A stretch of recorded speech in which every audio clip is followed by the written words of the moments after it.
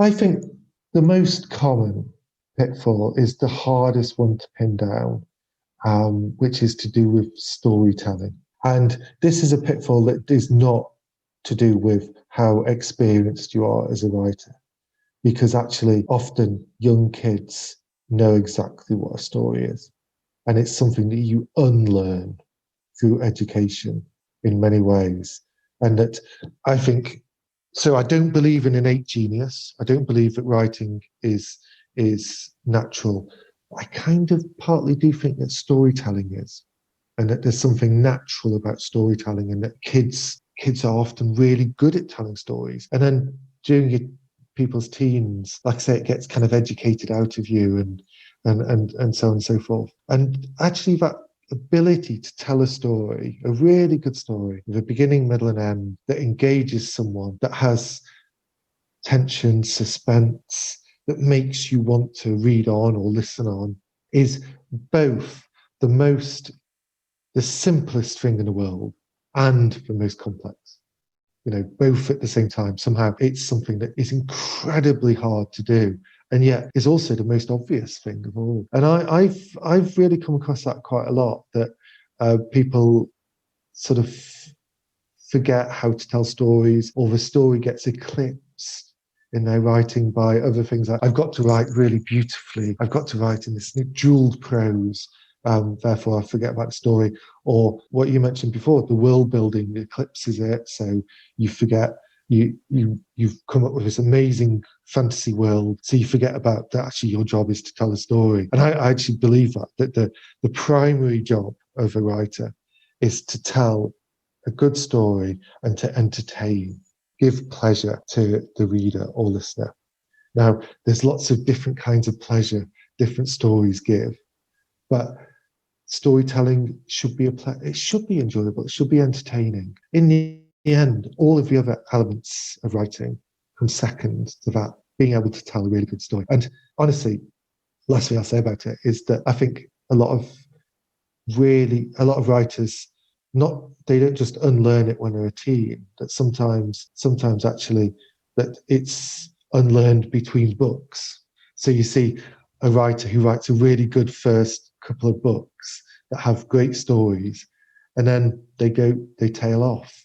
And I can think of various writers like that, where they almost get overwhelmed by what they're doing, so they forget that actually, again, your job, I think, as a writer is just to tell a really good story in whatever way you can. What would you say to someone who has fallen into this trap of forgetting how to tell a story? What advice would you give them? Or maybe they're the parent of a child whose school is teaching them how not to tell a story, and they don't want the child to unlearn that creativity. I think some of it's practice, but so much of it is just listening to your readers.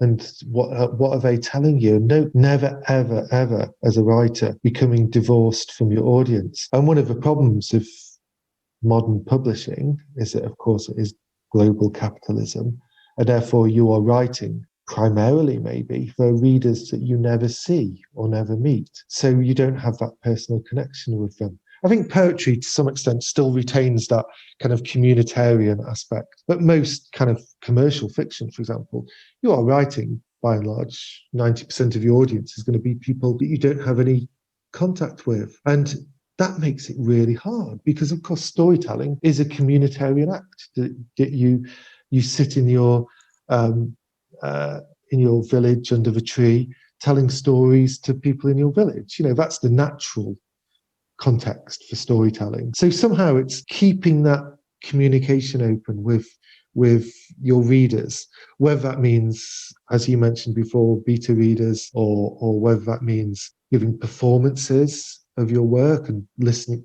judging what the audience thinks when you read out, whether that means just sharing work amongst you and other writers, but never ever kind of locking yourself away from the people who matter, who in the end are the readers. And I am, without being over the top about it, I am a writer who thinks that you write because of readers.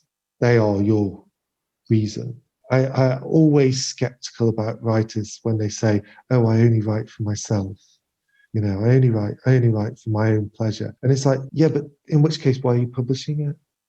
Why are you getting it out there? If you just write, I mean, it's fine just to write for yourself. There's nothing wrong with that. But never, I personally think that if you're going to be a writer who publishes your work, that your job is to be part of a community, and that community is your readers.